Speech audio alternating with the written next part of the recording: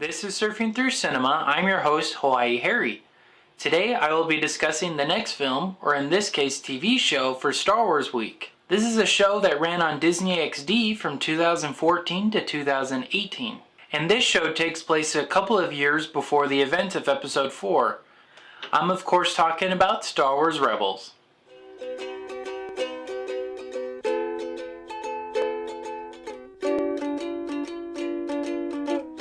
Okay, so how this episode is going to work is rather than talking about technical details, I'm going to discuss each season and then the first and last episodes of each season.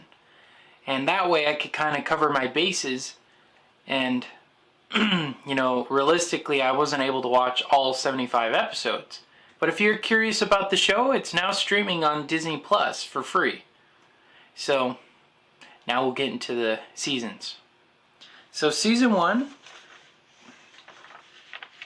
and what you'll notice with a lot of this show is the first episodes and the last episodes were kind of two-parters, and I felt it'd be better to watch both parts for each of them. That way I get a better idea of what the whole episode is like, because it's like an arc, an episode arc. The first episode is called Sparks of Rebellion, and in this episode the rebels meet each other and they become a group. So Ezra, he's the main character of the show. He's kind of a young boy who's an orphan. I kind of get like Aladdin vibes with him. And he's, constantly making trouble with the stormtroopers that have taken over his planet of Lothal, which we'll talk about later on. And he meets up with a couple of rebels, and they're trying to take weapons to give to other rebels.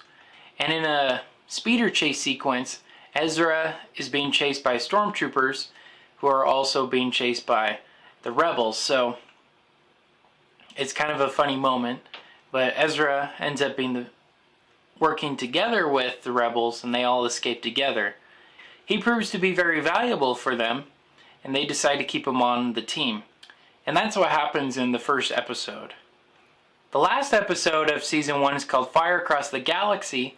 And in this episode, Ezra and the other rebels are trying to save Kanan from the clutches of the Inquisitor. And this is a really cool episode because we see a really awesome lightsaber fight between Kanan, the Inquisitor, and with Ezra. And they end up defeating him, and the whole starship that Kanan was trapped on explodes. But Kanan and Ezra escaped just before that. And this one's notable because of the lightsaber fight. I really enjoyed it. And yeah, it was a good ender for the season. It definitely left on a cliffhanger because you have no idea what happens after that. Alright, and then the first episode of season 2 is called The Siege of Lothal Parts 1 and 2. And in this episode, a traitor to the Empire asks for the help of the rebels to help her escape from Lothal.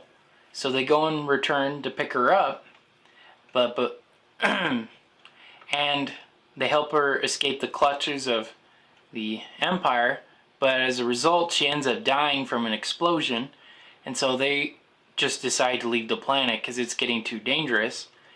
But they're stopped by no one other than Darth Vader.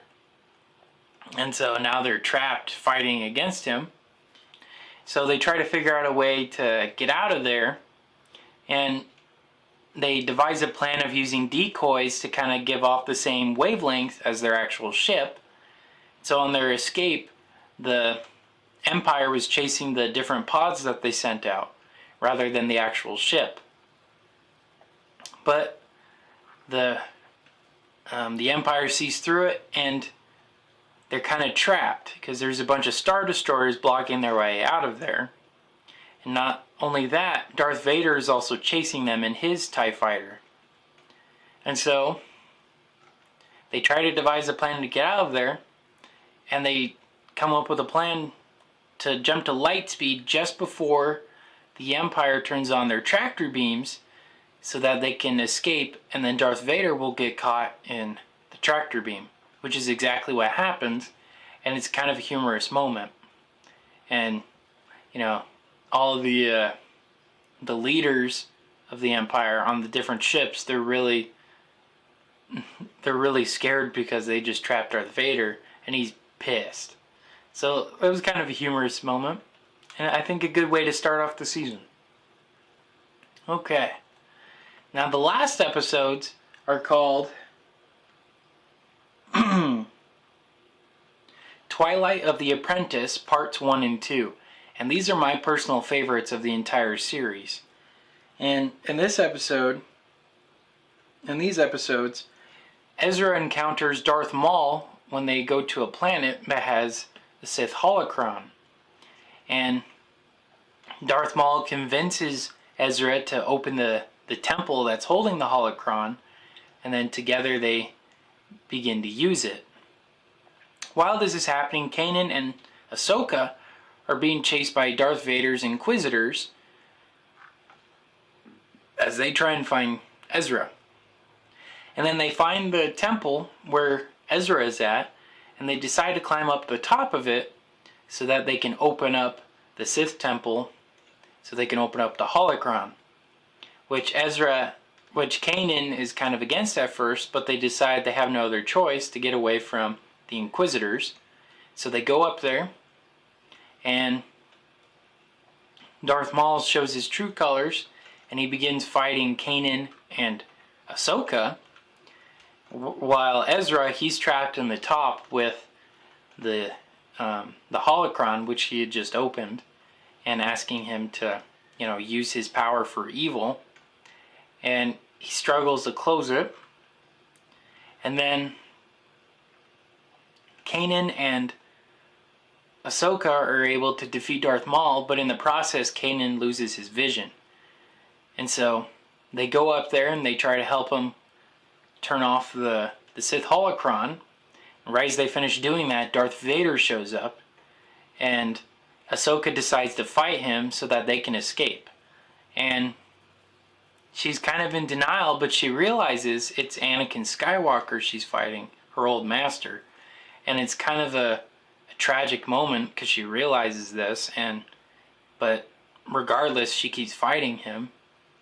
And then the ship comes and helps Kanan and Ezra escape, and then the temple collapses on top of Darth Vader and on top of Ahsoka. And at first we don't know what happens to them, but at the very end of the episode we see that both of them escaped the temple before it completely killed them. But I absolutely loved this episode because you got to not only see Darth Maul again, but also get to see Darth Vader fighting against Ahsoka. So it really ties in with the Clone Wars, because I grew up watching Clone Wars, so it was really a crazy moment seeing that. And I'd say I put it up there with Obi-Wan and Anakin's fight in Episode 3. It was a really good, I wouldn't say good battle, because, it's kind of heartbreaking that these old friends are now fighting, but definitely a really, really interesting battle. And that's how the season ends. They leave it on that cliffhanger, not knowing what's going to happen to Kanan, because he just lost his sight, not knowing what's going to happen with Ezra, because he now has a Sith holocron. So it's a really, really good cliffhanger. So those are the first 2 seasons of Star Wars Rebels. I'm going to go on a break real quick, but first, here's a message from our sponsor. This podcast is brought to you by Anchor. If you haven't heard about Anchor, it's the easiest way to make a podcast. Here's how. It's totally free. There are tools that allow you to record and edit your podcast from your computer and even your cell phone. But that's not all. Anchor distributes your podcast for you so it can be heard on Spotify, Apple Podcasts, and many, many more. You could even make money from your podcast with no minimum listenership. Anchor is everything you need to make a complete podcast all in one small place. So go on and download the Anchor app or go to anchor.fm to get started today. Okay, so we're back from our break. Now I'm going to get into Season 3 and Season 4 of Star Wars Rebels. So the first episode of Season 3 is called Step Into Shadows, Parts 1 and 2. And in this one, we see that Ezra has in fact been using the holocron for for personal gain. You know, he's been using the strategies it's told him to use, and he's starting to rank up amongst the rebels, but at the same time he's also becoming more bitter and mean. And this is a good insight into what kids could experience if they start using drugs. Like, you start becoming bitter with people, you start hiding it. So this is a really good way to show kids how it's actually not a good idea to hide something from people. And eventually, his pride gets in the way, and he causes some chaos amongst the rebels, and they lose a lot of their fleet. So he's punished for it, and Kanan also, and then Kanan takes away the holocron. And that's the first episode. And then the last episode, it's called 0 Hour Parts 1 and 2. And in this episode, the rebels escape Altalar from Admiral Thrawn, and they have a huge battle against him, and they narrowly escape his clutches. You know, not many people nowadays know this, but about 20 some odd years ago, Thrawn was a villain, but in the expanded universe for the different books. It's good to see that they bring him into continuity. And I think the most notable part in these episodes is getting to see Thrawn again. And, you know, just seeing how evil he really is. Alright. Then season 4, the first episodes are called The Heroes of Mandalore. And in this one, Sabine, who's a Mandalorian, they all return to the planet Mandalore, and they help her father escape the clutches of an evil Mandalorian clan who's joining the Empire. And they help her father escape, but then the Empire starts using a laser that she helped design. And for a little bit, the Mandalorians are totally against her because it's her fault that so many of them have died because of this laser.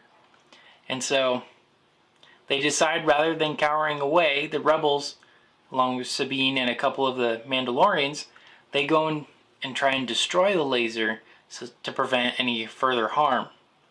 And they end up doing it, and she ends up getting more appraisal and approval from the Mandalorians. They start respecting her more. And it's really cool seeing Mandalorians again. You know, they're probably the coolest part of the prequels, in my opinion. So it's really cool to see them again. And really interesting to see in some character designs that they kind of use in the Mandalorian TV show. So it's really cool to kind of make all those connections. Alright, and then the last episode of the season and for the series is called Family Reunion and Farewell. And in this episode, the rebels they fight against Thrawn again on the planet Lothal, which is where the show all began. This is Ezra's home place. And they devise a plan to get rid of the Imperial base there by locking it down and having all the troops locked inside, because Thrawn starts guarding them, and then he starts bombing the villages and killing innocent people instead of his own troops. So the plan kind of backfires on the rebels, and Ezra decides, okay, take me instead so that we can let these people live. And so they send him up, and he's inside Thrawn's ship.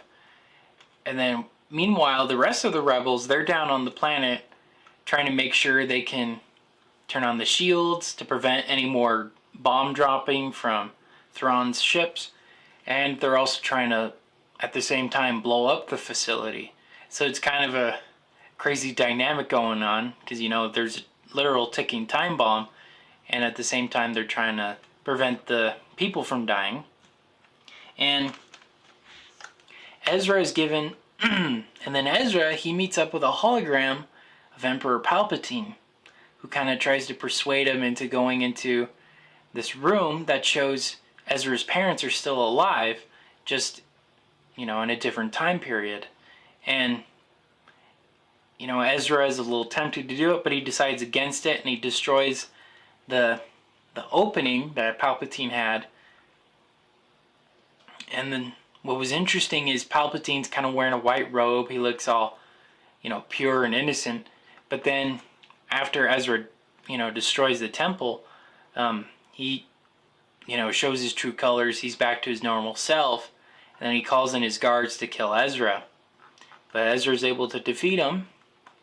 And his plan on how to get rid of Thrawn and all those Imperial soldiers comes into play. And these flying aliens come in that he can control with the Force. And they all take over. They're really big. They're about as big as a Star Destroyer. They all take over the different Star Destroyers, and then he commands them all to go into hyperspace and take the ships with him.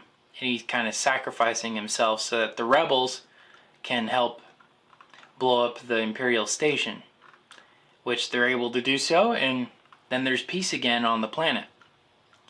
And it cuts to a couple years later and does like a really nice epilogue for all the different characters, and it ends with Sabine deciding she needs to go and look for Ezra to see if he's still alive. And she's like in a temple that the people of Lothal had designed for the rebels, and she turns around and she sees Ahsoka, and you realize she's still alive. And the show ends with them flying off into the sunset to go and find Ezra. And that's the end of the show. So now I'll get into some critical points about Star Wars Rebels. Critics generally like this show, but they feel it suffers from lack of budget because the character design isn't as good as Star Wars The Clone Wars. Just to name a couple are Yoda and Ahsoka. They don't look like their characters in Clone Wars. They kind of look like cheaper versions of them. And another aspect, they felt it was a little too kid-friendly. I mean, yes, it is a kid's show, but some of the dialogue and some of the scenarios were really juvenile, and were definitely intended for a much younger audience than Clone Wars was. So many critics, didn't like that part of it either. And Star Wars fans as a whole, they enjoy it. They enjoy the characters, but most of them kind of agree that it is more of a kid's show. It definitely is more applicable for kids. And that's kind of how I felt. My opinions of it. I think the animation could have been a little bit better, especially in the first season. And I did like the tie-ins with Clone Wars. I thought that was really cool. And with the original trilogy. They did a really good job of meshing the two together. But at the same time, I kind of felt it suffered. And I also agree the dialogue was a little hokey. It was very, very childish compared to Clone Wars. So I kind of felt it suffered in that way. And it's kind of sad because I really wanted to like the show, but I have a hard time connecting to Ezra. He's really annoying. Like, for me, he's on the same level as young Anakin Skywalker. And so when all these scenarios are happening to him, it's kind of hard to appreciate or feel bad for him because he's not very likable. I do like the rest of the Rebels. I really like Kanan. I think he's a good mentor, and I like all the other characters. I really like Chopper. He's a really funny comic relief. But other than that, I enjoyed the show. It was really cool seeing, James Earl Jones and a couple of the other actors from the movies reprise their roles in this series. And that was something Clone Wars was not able to do. So that was really cool to see that. But yeah, that's pretty much my thoughts and feelings for Star Wars Rebels. Next time I'll be discussing the next film for Disney Week. This is again another one of the package films Disney made during the 1940s, but it's the first one made after World War II.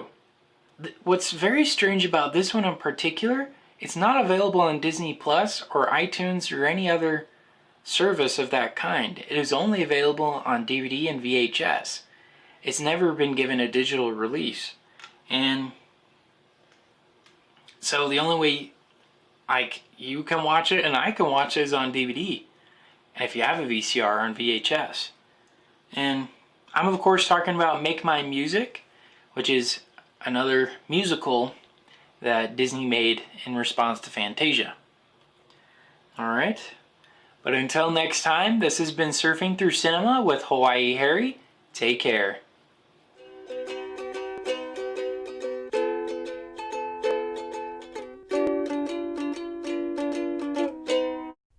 Thank you for listening to Surfing Through Cinema. Make sure to check us out on Facebook at Surfing Through Cinema with Hawaii Harry and on Instagram with Surfing Through Cinema. We also have a website, www.anchor.fm/Surfing Through Cinema, where you can learn more details on upcoming episodes and on past episodes.